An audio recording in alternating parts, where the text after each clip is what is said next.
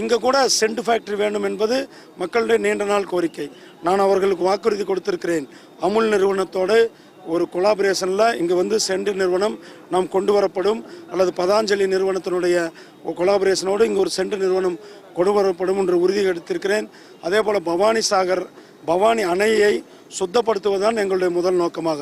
எப்படி சபர்மதி ஆற்றை நம்மளுடைய பிரதமர் அவர்கள் சுத்தப்படுத்தினார்கள், அதே போல் கங்கையை சுத்தப்படுத்தி இருக்கிறோம். அதுபோல் நாம் பவானியை சுத்தப்படுத்துவோம் என்ற ஸ்டாலின் மாதிரி நாம் வந்து கூவத்தை நான் சுத்தப்படுத்துகிறேன்னு சொல்லி கிட்டத்தட்ட 20 வருஷம் ஆயிடுச்சு. இன்றைக்கு கூவமாகவே இருந்து கொண்டிருக்கிறது. நாம் சொல்லுவதை செய்பவர்கள் ஸ்டாலின் மாதிரி சொல்லிட்டு மறந்து போபவர்கள் அல்ல. நாம் பவானி ஆற்றை சுத்தப்படுத்தி விவசாயிகளுடைய வாழ்வாதாரம், இந்த பகுதி மக்களுடைய குடிநீர் வாழ்வாதாரத்துக்கான அந்த பவானி ஆற்றை சுத்தப்படுத்தியே தீர்வோம் என்பதையும் சொல்லிக் கொள்கிறேன். மலைப்பாதையில் வந்து இரவு நேர வாகன போக்குவரத்து தடை வச்சதால் கடந்த 2 ஆண்டுகளாக இந்த பகுதியில் வந்து லாரி தொழில் கடுமையாக பாதிக்கப்பட்டிருக்கு. அதுதான் மாற்று ஏற்பட, அதாவது மேம்பாலங்கள் போல அமைச்சதாக வந்து இல்லை, நிச்சயமாக நாம் ஏற்கனவே நார்த் ஈஸ்ட்ல எல்லாம் இது செய்திருக்கிறோம். வடகிழக்கு மாநிலங்களில், இமாச்சல் பிரதேசெல்லாம் இன்றைக்கு பெரிய அளவில் சர்வதேச அளவில் இன்ஃப்ராஸ்ட்ரக்சர், ஹைவேக்கள், எலிவேட்டட் ஹைவேக்கள், அதாவது விலங்குகளை துன்புறுத்தாமல் எலிவேட்டர் ஹைவே எல்லாம் போட்டிருக்கிறோம்.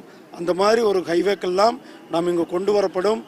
ஊட்டியை சர்வதேச இன்டர்நேஷ்னல் டூரிஸ்ட் ஹப்பாக்க மாற்றுவோம் என்ற வாக்குறுதியும் நாம் சொல்லியிருக்கிறோம். இன்னும் போதைப்பொருள் கடத்தல் வழக்கு இன்னும் யார் வீட்டு கதவை தட்டுன்னு நமக்கு தெரியல.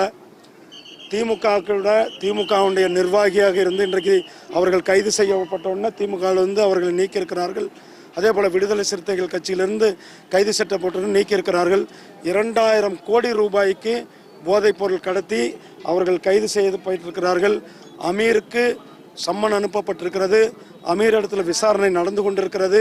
இன்னும் அமீரினுடைய முழுமை விசாரணைக்கு பிறகு இது யார் வீட்டு வசதியில் கட்டும், அல்லது கோபாலபுரத்தின் வீட்டு வசதியில் கட்டுமா, அல்லது யார் முக்கியமான நபர்கள் அல்லது தலைமைச் செயலகத்தில் இருக்கிற முக்கியமான அமைச்சர்கள் கதவை தட்டுமா என்பதெல்லாம் நாம் விசாரணையில் பொறுத்திருந்து தான் பார்க்க வேண்டும். உதயநிதி ஸ்டாலின் வந்து புதுசாக ஒரு பிரச்சாரத்தை வந்து கையெடுத்துக்க 29 பைசா அப்படின்னு சொல்லிட்டு ஒரு புது பிரச்சாரம் 29 பைசா அந்த ஜிஎஸ்டி சம்பந்தமாக.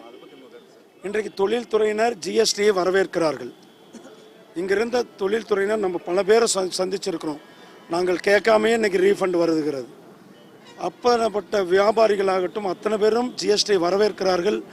ஆகையால் ஒரு நல்ல ஜிஎஸ்டி திட்டம் இது வந்து மக்கள் வரவேற்கிறார்கள். ஆனால் ஸ்டாலினுக்காகட்டும், உதயநிதி ஸ்டாலின் ஆகட்டும், எது எடுத்தாலும் அரசியல் செய்வது தான் வாடிக்கையாக இருந்து கொண்டிருக்கிறது.